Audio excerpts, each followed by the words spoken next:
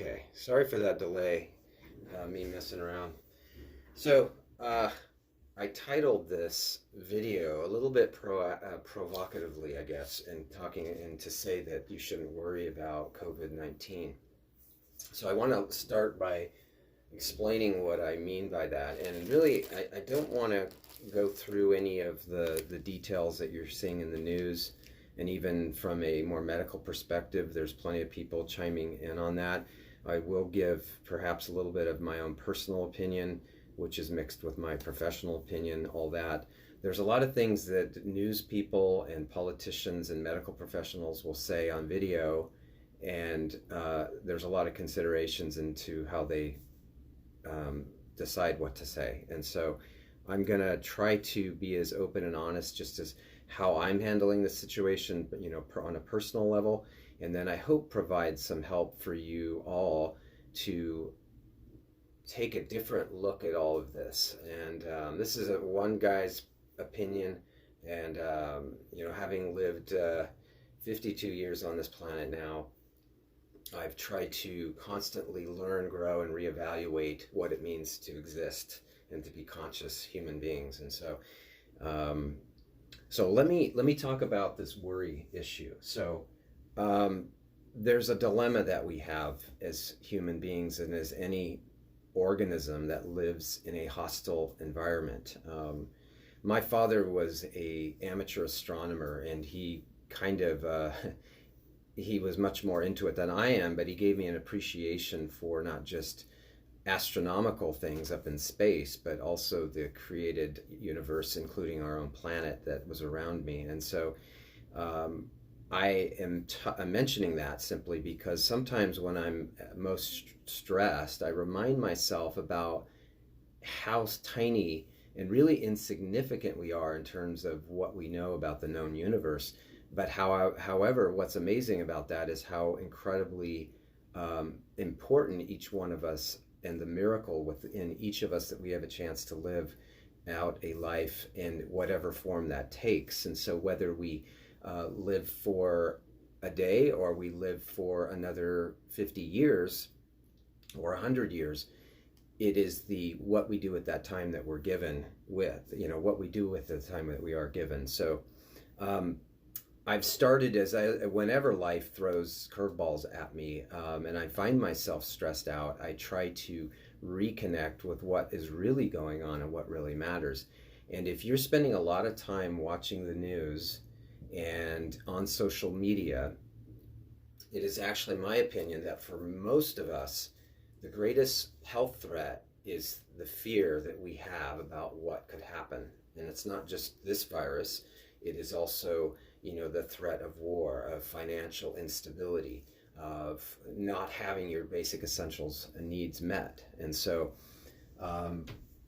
worry is real, but in my opinion, we shouldn't worry because worry creates fear and stress. And we know that stress is one of the most probably overused words, but it causes some very real physiologic effects. And so disengaging from the things that drive our brain to keep recycling and recirculating and worrying and fear has a very dramatic effect on the immune system.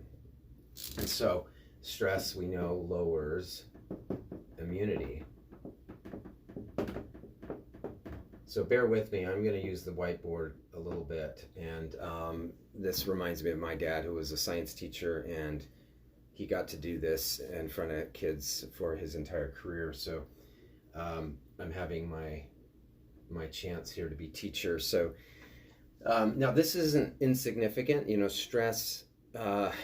Stress kills. I mean, it really does. Over time, we could think of and show lots of examples of dramatic stress that's been done both in the laboratory and in real life, and the literal effects that it has on a human being. And one dilemma that we have, I heard one a couple of times actually since this COVID has been going on and the quarantines and the shutting down and people staying at home, somebody has said, isn't it great that we live in a time now where at least we have the internet where we can stay connected and do all this stuff from home? And my immediate thought was, I don't know if it's better. And I don't know the answer to that. I think in some ways it is better. I think in some ways it's not. I think the oversaturation with constant availability of media, messages from all sorts of people, it's addictive and it's extremely stressful, and it can create a lot of what ifs. If you watch a action movie, or these horror flicks, the physiologic effects on your body is very real and close to if you were actually experiencing what's going on in those movies. The goal of the movie producers and those actors and all that, their goal is to take people into the things that are happening within the movie. And so I don't know if you're like me and you've watched an action movie late at night, you know what this feels like. Your physiologic effect, the adrenaline goes up, your stress hormones rise, and you probably are going to have trouble sleeping. Well, in the media now with this whole crisis, this is happening all the time. Another thing is decreases sleep quality. Of course, I put lowers immunity. I'll go more into that in a second. But of course, this is also increases the stress hormones.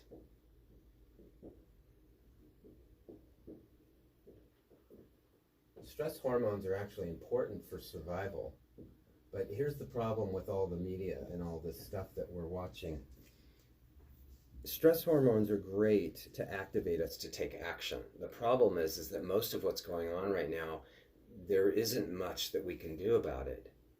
I agree with a lot of the steps that are being taken. It makes sense from an infectious community standpoint, community health, that people isolate themselves from each other as much as we can. Is there a point where that goes too far? Perhaps. I'll give some opinion probably about what I think's happening and what I think where that boundary is, in my opinion. But the constant 24/7 availability of watching all this stuff, I think, is unfortunate, and there's a lot of worst case scenarios that are being played out. You're hearing about lots of things that are going on and could happen, and in reality, most of those things won't actually occur. So now, what I want to also talk about is, how do we disengage from that? It's again human nature, and I think we need to, just shut things off and start to, reconnect with some really basic things. Now, I've done videos on other immune supports and steps you can take. In fact, yesterday I talked on a video with Zalo. That video is on Facebook as well. Dawn at Zalo, we discussed the ketogenic diet and how blood sugar levels and ketones affect the immune system. There are a number of nutrients that help the immune system as well. I'm not going to go into those in this video. What I do want to go through, though, is some really basic things that you don't need a doctor to tell you to do these things. These are things that inherently mankind used to learn and observe by connecting with nature. And at the core of the medicine philosophy that I follow is referred to as nature cure. It's also takes from both what we learn in modern science and also looks at the traditions from our ancestors. And so really, really simple stuff here. And I'm going to start with talking about air. You can read that. Air is all around us, obviously. And I remember a couple of mornings, or at times when I've been a little bit stressed, I have taken a deep breath and just kind of closed my eyes and thought, look at the universe. There's no way biological life could survive outside of the atmosphere that we live in. In fact, at extremes in our own atmosphere, at the bottom of the ocean or at the top of the highest mountain on this planet, life does not really exist, at least in our form. And being grateful for the fact that you have air to breathe is important. Now, that's fine and good, but I also want to just say that it's definitely been shown to lower stress with a meditative like breathing, or really just slowing down and taking a methodical approach to it. Of all things that popped up on my YouTube feed on this point is something called Wim Hof. So this is the Iceman guy. So I had vaguely heard of him, and this video popped up with some of his basic recommendations and what he's doing. He's essentially learned to harness a lot of his physiology simply through the mind and some repetitive actions that he does. It's a breathing technique. He uses ice water and cold water, showers and baths, and this is something that's, I think, completely overlooked in modern society, is that these small steps that you can do. So 2 days ago, I actually started doing his technique. It's a very simple thing. It takes probably less than 10 minutes, and it's a breathing pattern that you just sit there and do once, maybe twice a day. What's interesting is they've done studies now that show that there is a drastic change in the stress hormones. They've also demonstrated a dramatic effect on the immune system through simply breathing, intentional breathing. You blow off, you lose stress hormones, you release some of that. So anyway, you can find other techniques of doing breathing, but I used to, and still do, I tell patients this simple technique of box breathing, or where you just simply take a few times a day to take a couple of seconds to breathe deep, a few seconds to exhale. The problem with doing this is remembering to do it, right? Finding a quiet space to be able to do it. So look that up. I will put some links below to a couple of his videos. I think they're so simple that it makes so much sense to just do it easily, rather than some complicated thing. You don't need someone to guide you in it. You don't need to go to a class. You don't need to go to a doctor for this. So second thing I want to talk about is water. And I'm not going to talk about drinking water. I think that's common sense. I am a believer in drinking clean water, as your body tells you need to do. Some people get out of habit and they need to increase it, but I don't think there's a one-size-fits-all, hey, everybody needs to drink a gallon or 8 glasses, but drink clean water. But I think that sometimes we forget how blessed we are in that we have the availability of clean water, at least where I live, and there's filtration and all that, obviously. But I want to refer back to Wim Hof and water. What listening to his videos, watching his videos, reminded me of is something that I've been doing ever since naturopathic medical school, and it involves the use of water for health and well-being. I've often recommended a technique using water to patients, and I've been doing that myself. I'm going to enhance it and started as of yesterday doing something a little more directed that he's talking about. But what we're talking about is something called contrast hydrotherapy, or cold water therapy and ice baths, as he's talking about. These things are going to be so simple that many people are just going to dismiss it and overlook it, or think that it can't either work, or it's too uncomfortable to do that. And this one, I get it, you all can breathe. Everybody can do a breathing exercise. The water one, someone might say, I'm not going to be able to handle a cold water plunge. But there is something very powerful about water and the temperature impact that it can have on the body. There is studies that have been done that show the physiologic effects. But what I do is as simple as using the shower. You can do a cold shower and you get a very stimulating and a reflexive heating response. It increases circulation. It does a whole host of things. Using breath work and cold water therapy, Wim Hof has shown how you can essentially tolerate lots of things that would normally be very uncomfortable. So what I've been doing ever since naturopathic school, almost daily, is to always do a cold part of my shower routine. Anytime I've had an ache or pain, or especially with joint problems, I've always used cold. water. It works so effectively that I would even go so far to say I don't know of any botanicals that I've ever taken that would work as well.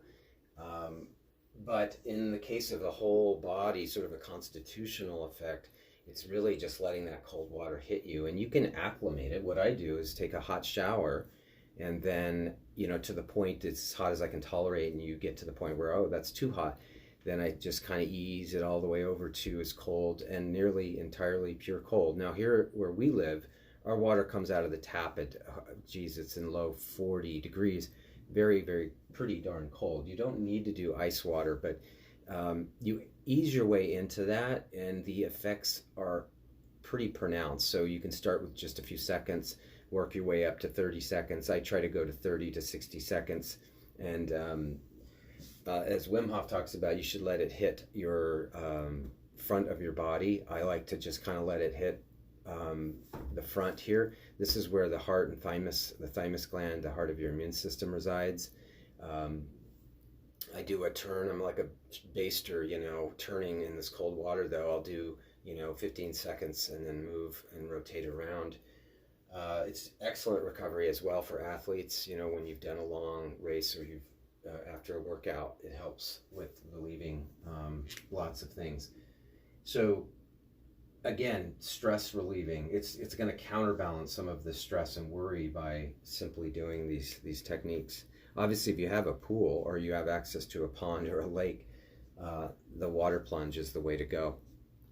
This back and forth, by the way, doing warm and then cold and warm and then cold, has a very therapeutic sort of pumping effect on the lymphatic system. It's very detoxifying.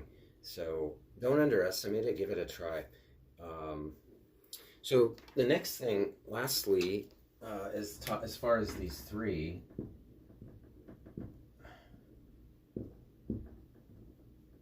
you hope you can read this, but I'll be reading it to you. It's grounding, or earth, earthing and grounding. So again, we have air, water, earth.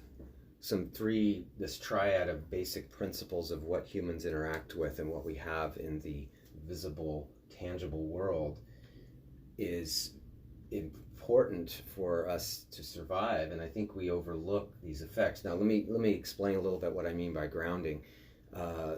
There is a lot of energy that builds up in the body: toxins, free radicals, electromagnetic waves that are in the air around us. It's coming off of everything these days, especially with wireless devices, frequencies from electrical currents. We walk around clothed with shoes on, and our feet don't contact the actual earth. There is a great deal of evidence that demonstrates this beneficial effect of contacting the earth. It's kind of like a discharge. I have a background in electrical engineering and in electronics, and anybody who understands basic electronic physics, and it is that there is this movement of energy in the form of electrons, that there's attractions and repulsions, and you can build up charges. If you've ever touched something and got a shock, you know what I'm talking about. By touching ground, you can actually discharge a lot of this negative energy in your body, and this has been measured. This is measurable, and we can go through an entire season of life and almost never come into contact with the ground. Our houses are elevated, we're on carpet, we're wearing rubber-soled shoes, we're in our car, we're insulated from our environment. And so this morning, thinking of this, and I don't do this often enough, but I am going to be doing this now, as I walked outside barefoot, half dressed, and stood on the concrete and gravel entry on my side door, and it was cold, and I just stood there and had a little meditative moment with some breathing. When it was cold, I used to go down to the basement as well, where there was concrete, and walk around barefoot. I've even been out hiking and mountain biking. I love to stop and sort of listen and take in some air and touch, whether it's a tree or the rocks, the side of a cliff. Now, they make devices where you can have these grounding mats in your home. Those kind of make some sense, for a desktop, for your bed, getting out and getting yourself grounded is, don't underestimate that. So really basic concepts. Now, I could go on, and I'm going to just touch on a couple of others. One is, grab a different colored marker here, see if it's going to show up. We'll just go number 4, sleep. And then number 5, I'll just list it out, is diet. So I'm not going to talk about diet a whole lot. See, I'm blocking the video there, if you can read that. So I won't talk about diet a lot today, but sleep. So sleep was actually something I started to look at improving over the last couple of years, and it's a continual struggle. But this is something so basic that it should be common sense if you think about, again, how our ancestors survived without media, electricity, and lights, and all this stuff that keep us up at night. People followed the sun. You know, they had stress-free sleep for the most part. There were times of famine and war and all that, but a lot of times the safety of your bed is a place that should be very sacred and not neglected. So I haven't tried to improve this because there's a weak area. Now, most people can get by on more or less, but the studies have been pretty conclusive that human beings need on average 8 hours of sleep every night. So it is best to follow, you know, the daylight, and that is that you're sleeping when it's dark and you wake up when it starts to get light. Now, with certain jobs you might need to change that, but you know, some people need more than 8. Some people can get by a little bit less. As a side note, as I mentioned the diet for just a second, is that when I started to be concerned about this virus and to think about my immune system, I decided this was a great time to do 2 things. One would be increase the nutritional density of my diet, and the other thing was to stay in a ketogenic state by maintaining a keto diet, as I often do. But I'm doing that because it actually improves sleep quality. I'm finding that I'm actually going to bed earlier, and I'm waking up even earlier and feeling ready to go, instead of like going to bed late, still even getting 7 or 8 hours and feeling dragging and all that. My blood sugar is more stable. There's a number of host effects of the ketogenic diet that I won't go into now, but you don't have to embark on that. But the point of that diet is simply to raise the nutritional quality and density of the fruits, and a little bit of fruits, but mostly vegetables. Even that slips right off my tongue because we're so used to saying get your fruits and vegetables. It should be the other way around. Get your vegetables and a little bit of fruit, and lots of good healthy fats. Get the ketogenic chemistry. When you have those ketones in your blood, you actually prevent the viral abilities for viruses to replicate as easy. Okay, it's not a cure. It's not going to prevent you from getting sick, but there is evidence of its defensive effects when you have higher ketone levels. The reciprocal, or the opposite of that, is these people, and most of us who often have high blood sugar, it actually enhances the ability for viruses to thrive and replicate. So really simple concepts, right? But it's the application. So it's easy for me to say don't worry, but I want to give you a closing, what I think is the current state of where I'm at with this whole virus thing. I personally believe, and it's based on my scientific analysis and common sense thought process on this current crisis.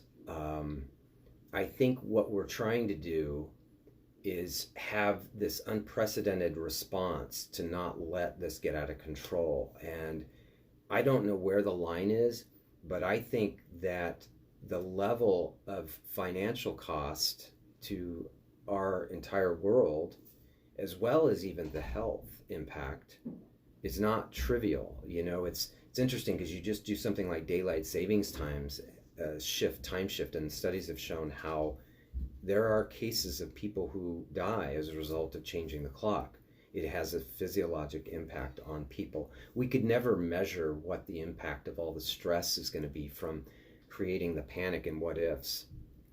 But I believe that we're definitely tilted in the other end of this panic, the panic buying, the people sitting around watching the media and the news and all that.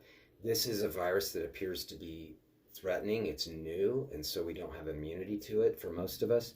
But at the end of the day, this is going to be a cycle that continues on this planet. Human beings are constantly at threat, and we sort of live within this bubble that we need to protect everyone from everything, and we shouldn't have to suffer. And now, again, don't want to wish this on anyone, but we don't experience joy, in my opinion, and true happiness without having to deal with being uncomfortable and having to suffer.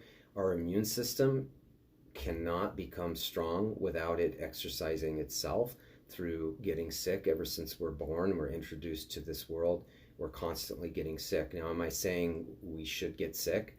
Of course not. I'm going to defend myself. I don't like getting the flu or I don't want to get COVID-19. I don't want my children to, or my mother. And God forbid, I don't want anyone to die. I pray every day that this resolves quickly and as little life is taken. And so, but the fact is that the real immunization, we talk about a vaccine for that may indeed come out. It may help protect some people, but it's the robust response of our immune system that builds by exposure to various microbes. And I'll leave that decision to the public health. I honor, will respect the laws of what medical recommendations are, but I'm not afraid of getting sick. I guess because ever since my father passed away from cancer, I know where I wasn't afraid of dying anymore. I mean, can't fully explain that, but I believe personally that there's an existence beyond this, and this life is just very quick. We should do the best with what we're given, and I want to be around for my kids and have some kind of a good impact on the world, as I hope many of you do as well.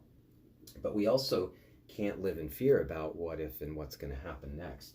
And so just maybe have some time to disconnect and sort that out. If you don't have a meaning to your life, I think that's at its core what we need to have good health. A lot of times people can't seem to get the motivation and the willpower to change because they lack the actual love for themselves that they need. And again, my personal belief is probably instilled from my parents, but one that I was an accepted, loved human being, but also I grew to learn through my exploration in spirituality that I believe each of us were created for a purpose and each have value, all human life. And we should respect and honor the world in which we live, our fellow human beings, as well as the other created elements on this planet. And so I think that's where that foundation starts. But I think removing fear that, if you don't know this, I'm going to tell you right now, is that we all have the same destiny. We're all going to end up in the ground where, our biological life will break down, and we're going to only live as long as we're destined to. Let's make the best of it, and this is a time, I think, where we can reconnect and disconnect from the information that we don't need thrown at us nonstop. So I'm going to call that a wrap. I'm about to if I talk any longer, I'm going to start preaching. But I invite you to post questions, comments. I hope that I'll also link to Wim Hof, talk about the cold water contrast hydrotherapy stuff. I mean, this is all stuff that you could do right now when this video ends, is to walk through these 3 steps, put a post-it note up on your mirror, and start every day and end every day with some form of these things. Yeah, it's going to be okay. So get more sleep. Take it step by step, though. Maybe leave diet change for later, but we don't need to be panic buying all the junk food. Let's just think about starting our gardens up this spring, and let's all share the resources. So hang in there. I think this is actually going to resolve faster, and we'll look back on it and say we're glad we took steps, and we're glad this didn't get any worse than it did, and don't live in fear. So thanks for watching. Contact me with questions, comments. If you'd like help on this journey, I'd be more than happy to help you on that. Thanks for watching.